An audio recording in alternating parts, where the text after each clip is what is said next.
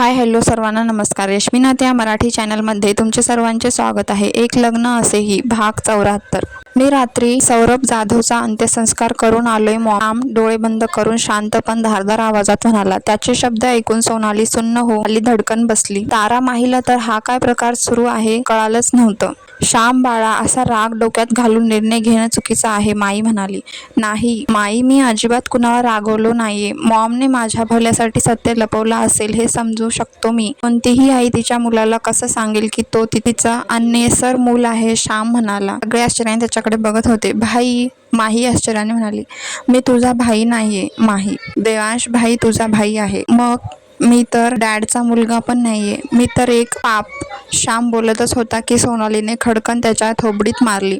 बस, खूप ऐकून घेतलं तुझी बडबड. तुला जायचं आहे ना, जा, पण खबरदार माझ्या प्रेमाला तू पाप बोलशील तर. निस्वार्थ प्रेम केलं होतं मी त्याच्यावर. विश्वास होता त्याच्यावर, म्हणून त्या नात्यात मर्यादा ओलांडल्या मी. त्याचं आजही माझ्यावर तितकंच प्रेम होतं. आयुष्यभर अविवाहित राहिला तो. कमी पडले तर मी त्याची परत येण्याची जराही वाट बघितली नाही. दुसऱ्याच्या बोलण्यावर विश्वास ठेवून, समाजाला घाबरून, मन नसताना दुसऱ्या पुरुषाशी लग्न केलं मी. कुणासाठी? फक्त तुझ्यासाठी. तुला या जगात मान सन्मान मिळावा यासाठी मी मनावर दगड ठेवून लग्नाला उभी राहिले आणि तू माझ्या बलिदानाची अशी व्याख्या करतोय, स्वतःला माझ्या प्रेमाला पाप म्हणतोय, सोनाली रडत म्हणाली. वहिनी, ताराने तिला सावरलं. आपण काय पाप केले ताई, जे आपल्या नशिबात आपल्याच मुलाचं सुख नाही की त्यांच्या नजरेत आपल्यासाठी आदर नाही? सोनाली ताराला म्हणाली. तारालाही खूप वाईट वाटत होतं. दोघींची कहाणी सेम होती. मुलांसाठी दोघींनी स्वतःचं सुख त्यागलं होतं आणि त्यांच्या किंमत त्यांच्या नजरेत शून्य होती. तू शांत हो तारा, सोनालीच्या डोक्यावरून हात फिरवत म्हणाली. माझ्या प्रेमाला पाप म्हणतोय हा ताई, स्वतःला अनेसर म्हणतोय. सोनाली श्यामचा बोलण्याने दुखावली गेली होती. त्याच्या मॉमला तसं बघून श्यामलाही खूप वाईट वाटत होतं. ती स्वार्थी होती हे तर त्याला माहीत होतंच, पण हा स्वार्थ केवळ त्याच्यासाठी, त्याच्या भल्यासाठी होता हे माहीत नव्हतं. आय एम सॉरी मॉम, मी तुला खूप दुखावलंय, मला माफ कर. पण आता मला सत्य कळालं आहे, त्यामुळे मी इथे नाही राहू शकत मॉम. I am sorry. असं म्हणून श्यामने एका हाताने बॅग उचलली आणि दुसऱ्या हाताने शीतलचा हात पकडला आणि पुढे पाऊल टाकणारच की समोरून देवांशचा आवाज आला. खबरदार, एक पाऊल जरी पुढे टाकलास तर.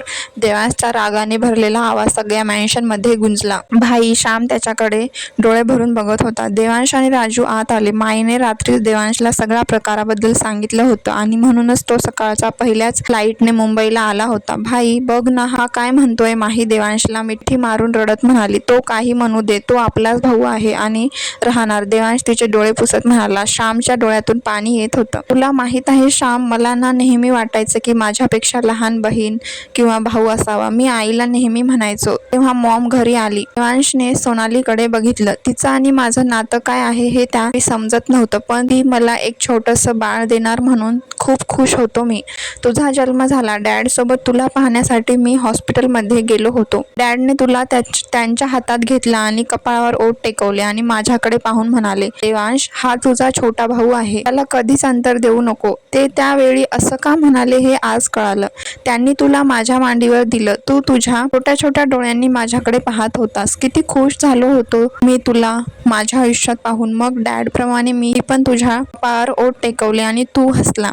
हळूहळू मोठे होत होतो. भलेही मॉमने माझ्यावर प्रेम केलं नाही, मला तुझ्याशी खेळू दिलं नाही, पण मी तुझ्या कधीच राग केला नाही. तू माझा छोटा भाऊ आहेस हे डॅडचे शब्द मी विसरलो नाही.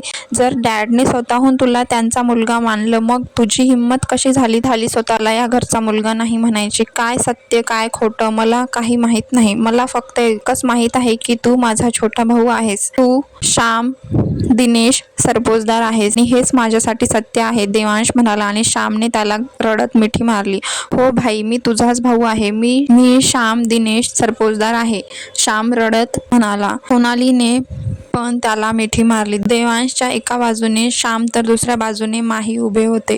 त्यांचं प्रेम बघून सगळ्यांच्या डोळ्यात पाणी येत होतं. देवांशबद्दल सोनाली उगाच मनात राग ठेवून होती. याचं तिला खूप वाईट वाटत होतं. तिने देवांशकडे बघून हात जोडले. देवांश श्याम आणि माहीला घेऊन तिच्या जवळ गेला. मॉम, देवांश म्हणाला आणि सोनालीने रडत त्याला मिठी मारली. मला माफ कर देवांश, सोनाली म्हणाली. तारालाही भरून आलं. तिनेही माईला मिठी मारली. शीतल खुश होऊन सईला मिठी मारली. मारली. आता सगळं कसं हलकं हलकं वाटत होतं. सगळ्यांची नाराजगी, गैरसमज दूर झाले होते. आता ते एका हॅपी फॅमिली सारखे होते. I am sorry mom, Shyam सोनालीला म्हणाला. सोनालीने त्याच्या कपाळावर ओठ टेकवले. माफी तर मीही मागायला हवी तुझी, माई श्यामला म्हणाली. नाही माई, तुमचं काही चुकलं नाही. माझ्या स्वभावामुळे तुम्ही देवांशकडे जास्त लक्ष दिलं आणि तेच योग्य होतं. ह्या मुलांसाठी तरी मी होते, देवांशसाठी कोण होतं? त्यावेळी त्याला माझी गरज होती, पण मी त्याला जवळ घेतलं नाही. त्यामुळे तुम्ही जे वागलात ते योग्यच होतं. सोनाली माईचा हात हातात घेऊन म्हणाली. माई, आता तरी माझ्यावर प्रेम करशील ना? श्याम म्हणाला आणि माईने त्याला मिठी मारली. आजपासून सरपोजदार घराण्याचे 2 वारस आहेत, देवांश आणि श्याम, माई आनंदाने म्हणाली. आता खऱ्या अर्थाने आता सरपोजदार फॅमिली पूर्ण झाली होती. आता सगळ्यामधील गैरसमज दूर होऊन त्या ठिकाणी फक्त प्रेम होतं.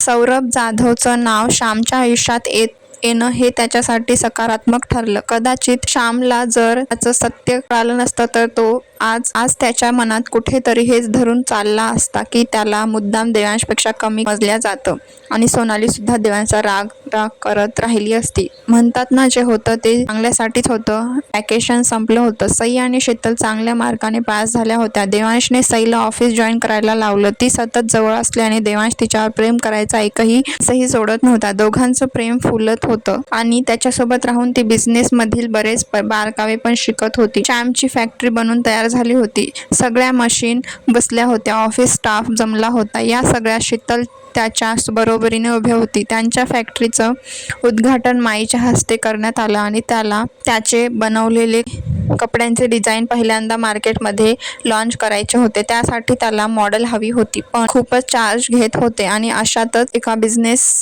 पार्टीत मिस्टर सिंग देवांश आणि श्यामला भेटले. Hello Devansh. Hello Shyam. Mister Singh. Hello mister Singh. Devansh म्हणाला. मी ऐकलं की श्याम त्याचे क्लोथ डिझाईन मार्केटमध्ये आणतोय. मिस्टर सिंग म्हणाले. यस मिस्टर सिंग, पण त्यासाठी अजून वेळ आहे. यांना हवी तशी मॉडेल मिळत नाहीये आणि टॉप मॉडेल खूप जास्त चार्ज करतात. देवांश श्यामकडे बघून म्हणाला. बाय द वे, कोणत्या प्रकारचे क्लोथ आहेत? म्हणजे इंडियन, वेस्टर्न? मिस्टर सिंग. सध्या तरी इंडियन, श्याम म्हणाला. त्यासाठी आम्हाला सोज्वळ चेहरा हवा आहे. श्याम म्हणाला. अरे मग तसं असेल तर बाहेर कशाला शोधताय? मिस्टर सिंग म्हणाले. मी समजलो नाही. देवांश म्हणाला. लुक, मी एक फॅशन डिझायनर आहे, त्यामुळे कुणाला काय योग्य दिसेल हे मला चांगलंच माहीत आहे. आमच्या इंडियन कलेक्शनसाठी तू सईला का नाही ट्राय करत? मिस्टर सिंग म्हणाले. देवांश आणि श्यामने चमकून एकमेकांना पाहिलं. विचार करा, शी इज व्हेरी ब्युटिफुल गर्ल. जर ती मॉडेल म्हणून समोर आली तर मी गॅरंटीने सांगतो ती सगळ्यांची छुट्टी करेल. मिस्टर सिंग हसत म्हणाले आणि निघून गेले. भाई देवांशकडे बघितलं. मला नाही वाटत ती तयार होईल. तुला माहित आहे ना, तिला घर आणि घर आवडतं. असं मॉडेल म्हणून ती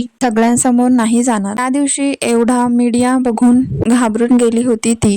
मग हे शेकडो लोकांसमोर रॅम्प वॉक, मला नाही वाटत ती होकार भरेल. देवांश उसासा सोडत म्हणाला. तिने होकार भरला तर तुला काही प्रॉब्लेम नाही ना? श्याम म्हणाला. मला काय प्रॉब्लेम असेल? तिला जर अशा वेगळ्या फील्डमध्ये तिचं करिअर करायचं असेल तर मी नेहमीच तिला सपोर्ट करेल. देवांश म्हणाला. थँक्स भाई. श्यामने त्याला मिठी मारली. आताच खुश होऊ नको, तिला आधी यासाठी तयार कसं करता येईल ते बघ. देवांश म्हणाला. संडे होता. सगळे घरी होते. घरी आल्यावर सई आवडीने सगळ्यांसाठी नाश्ता जेवण बनवायची. असे सगळे डायनिंग हॉल मध्ये बसून बोलत होते. वहिनी, हे बघितलं का? श्याम म्हणाला. काय रे? सई म्हणाली. अगं, युट्यूबवर तुझा व्हिडिओ किती व्हायरल झाला आहे. श्यामने देवांशकडे बघून एक आय विंक केली. कसला व्हिडिओ? सई घाबरून म्हणाली. अगं, तुमचा वार्षिक संमेलनाचा डान्सचा तुझा रंग लागला, या सॉन्गवर तू डान्स केलेला ना? श्याम म्हणाला. हो, बघू. सईने त्याच्या मोबाईल मध्ये बघितलं. तिच्या डान्स क्लिपवर खूप सारे लाईक, हार्ट आले होते. त्याखाली हजारो कमेंट सुद्धा होत्या. अरे, ही कोणती अभिनेत्री आहे? You are very beautiful. My god, किती सुंदर डान्स करता तुम्ही. मॅडम, तुमचे अजून डान्स व्हिडिओ पाहायला आवडतील. तुम्ही मॉडेल आहात का? हॅलो मॅडम, मी एक शो ऑर्गनाईज करतोय, त्यात तुम्ही रॅम्प वॉक करणार का? तुमच्या गालावर खरंच डिंपल पडतात का? मॅडम, तुम्ही सिंगल आहात का? You look like angel. अशा अनेक प्रकारच्या कमेंट त्यावर होत्या. ते वाचून सईच्या चेहऱ्यावर खूप मोठी स्माईल आली होती. वा वहिनी, तू तर स्टार झालीस. माही म्हणाली. व्हॉट डू यू मीन आहेत स्टार? श्याम म्हणाला. पण हा व्हिडिओ कुणी टाकला? मी तर नाही, सई म्हणाली. कुणी का टाकेना, पण तू आता स्टार आहेस, शीतल म्हणाली. वहिनी, मी काय म्हणतोय, तू यामध्ये करिअर का नाही करत? श्याम म्हणाला. म्हणजे? सई म्हणाली. म्हणजे बघ, तू इतकी सुंदर आहे, एकदम परीसारखी. श्याम म्हणाला. सारखी नाही, परीच आहे ती. देवांश लगेच त्याच्यात सूर लावत म्हणाला. हो, तू एक परीच आहेस, सुंदर परी. आणि ही परी मस्त सुंदर सुंदर इंडियन कपडे घालून रॅम्पवर चालेल तेव्हा कितीतरी लोक तुझ्या अदावर घायाळ होतील. श्याम म्हणाला. काही काय, मला नाही आवडत तसं काही. सई म्हणाली. अगं, त्यात काय वाईट आहे? कितीतरी मुली या फील्डमध्ये येण्यासाठी धडपडतात. श्याम म्हणाला. असतील, पण मला नकोय ते. सगळे कसे बघत असतात. सई म्हणाली. आता तू आहेसच इतके गोड, तर काय करणार ना? देवांश म्हणाला. सई लाजली. अरे, इथे विषय काय सुरू आहे आणि तुमचं काय चाललंय? श्याम चिडून म्हणाला. हा बोल, सई म्हणाली. वहिनी, तू माझ्यासाठी मॉडेलिंग करशील? श्याम डायरेक्ट म्हणाला. म्हणजे? सई आश्चर्याने त्याच्याकडे बघत होती. म्हणजे माझ्या इंडियन कलेक्शनसाठी तू मॉडेलिंग करशील का? श्याम आवंडा गिळत म्हणाला. काही काय, मला नाही जमणार, सई घाबरून म्हणाली. अगं सई, खूप सोपं असते ते, शीतल म्हणाली. तू कर ना, सई म्हणाली. केलं असतं ग, पण मी तुझ्या इतकी सुंदर नाहीये ना, आणि मला दुसऱ्या भरपूर गोष्टी पाहायच्या आहेत, शीतल म्हणाली. बहिणी, प्लीज नाही म्हणू नकोस. आता कुठे माझ्या करिअरची खरी सुरुवात झाली आहे. तू थोडं चाम मला दे. श्याम तिला गोड गोड बोलत होता. अरे, पण मला खरंच हे जमणार नाही. धड चालताना माझा तोल जातो.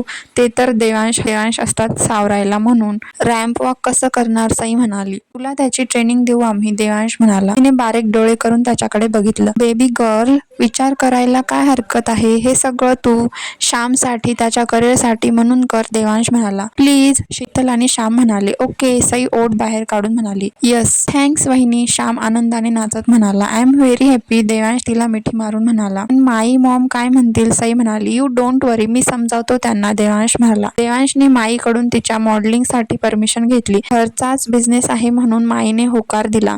सोनालीलाही काही प्रॉब्लेम नव्हता. काही दिवस मध्ये गेले आणि श्यामने सईसाठी एक फिमेल ट्रेनर बुक केली.